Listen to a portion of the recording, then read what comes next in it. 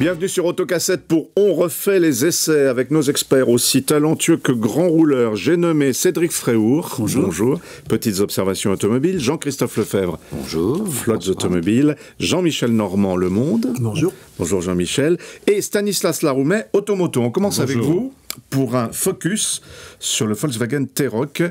Est-ce que c'est vraiment le premier SUV urbain de Volkswagen, on peut dire ça ou... Oui, c'est le premier SUV urbain de Volkswagen, mais surtout, c'est la première fois, à mon sens, qu'un SUV se rapproche d'aussi près d'une berline. Alors, pour en avoir le cœur net, nous, à Automoto, on a fait un duel avec une Golf, donc intramarque, et c'est vrai qu'en essayant les deux voitures, en passant de l'une à l'autre, on a vraiment eu du mal à les départager. Évidemment, on avait des finitions équivalentes, le moteur équivalent, un excellent 3 cylindres 1 litre, qui fait 110 chevaux sur la Golf et 115 sur le T-Roc, alors ça doit être des problèmes de marketing.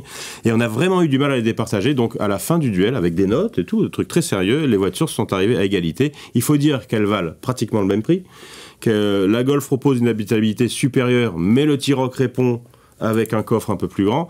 La Golf est mieux finie, mais elle est triste. Mais le T-Roc peut être, comment on dit déjà, personnalisé, pardon, excusez-moi. Donc, on a vraiment eu du mal à les départager, et c'est juste une question de goût. C'est en gros, est-ce que vous voulez être assis un peu plus haut, ou est-ce que vous voulez acheter une valeur sûre qui existe en 3 portes, en 5 portes, en cabriolet, en coupé avec le Sirocco, en break, en berline, en version GTI et tout, le T-Roc, et la gamme évidemment plus restreinte. Moi, j'ai une petite préférence pour la Golf, évidemment, car je dois être très traditionnel. Mais au moins, j'ai une voiture qui passe partout, qui est formidable. Le T-Roc, je dois être déjà trop vieux, c'est ça. Jean-Michel. Le T-Roc, c'est un peu l'enfant, d'une certaine manière, du Dieselgate. C'est-à-dire que Volkswagen s'est dit, il faut qu'on devienne leader dans l'électrique et il faut qu'on devienne une marque plus empathique. Et effectivement, quand on voit cette voiture, on se rend compte qu'elle est en rupture par rapport au reste de la gamme, ne serait-ce que les couleurs, ne serait-ce que le bicolorisme, qui est extérieurement, qui est une révolution absolument copernicienne chez Volkswagen.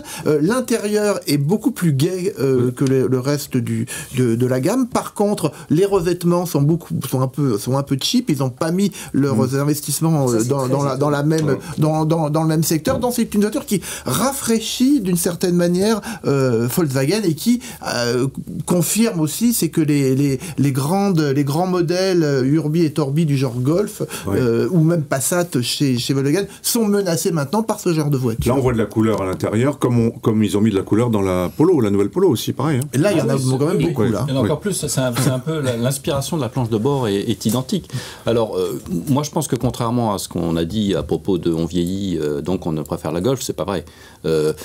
Au même prix, je pense que même des personnes d'un certain âge vont apprécier. Pourquoi ? Parce que on s'assoit, on entre et on s'assoit à la même hauteur. Oui. Et ça, c'est une fois qu'on y a goûté, c'est difficile de revenir sur une berline normale, sauf si c'est une sportive où on est prêt à l'accepter. Mais se sortir d'une Golf aujourd'hui, ça paraît quasiment aberrant. En plus, elle est plutôt mignonne et la révolution stylistique, elle est vraiment étonnante chez Volkswagen. Alors à l'intérieur, certains ont critiqué le dessus de la planche de bord qui est en plastique dur. Aucun client ne va aller taper sur ce que nous faisons nous, en disant, sur la casquette des compteurs en disant c'est du plastique dur, évidemment.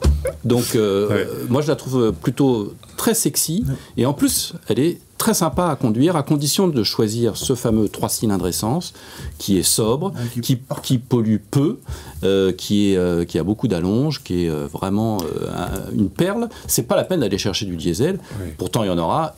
Et qui plus est pour les flottes, quoique moi je milite dans mes papiers pour que ce rééquilibrage se fasse. On en parlait tout à l'heure, mais non, mais c'est parce que le segment là, avec ce moteur si bien amené, en 2 roues motrices et une boîte DSG qui est excellente et économique, c'est pas la peine d'aller chercher du diesel. Que dit le germanophile Cédric Fréhour ?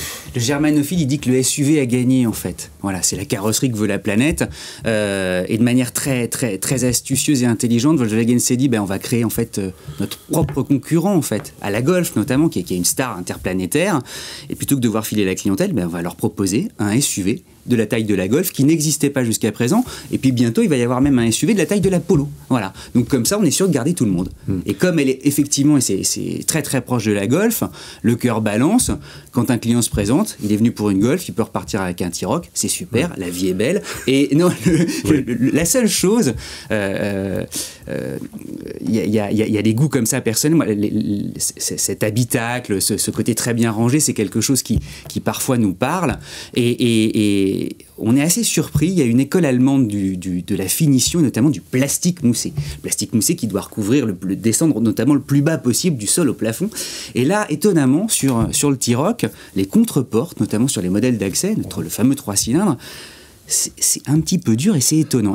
Et contrairement à certains de mes confrères illustres qui sont ici, je doute que certains habitués ne voient pas la différence. Là, je me dis, ils vont le sentir, ils vont le voir, ils vont se dire, donc c'est bizarre, ça se raye facilement. C'est le seul truc, mais ça se corrige facilement. Par contre, il y a une chose qui ne change pas dans la grande tradition Volkswagen, c'est la dureté des suspensions. Il faudrait qu'ils achètent quelques suspensions à Citroën, parce que c'est quand même suspendu de façon un petit peu ferme. D'ailleurs, à ce propos, une Golf est plus confortable qu'un T-Roc. Ouais. Le T-Roc devient confortable sur la version 2 litres TDI 190 chevaux, là, le top du top, en 4 roues motrices, où là, le poids élevé de la voiture met en mouvement l'amortissement bien plus tôt que sur la petite voiture légère, là.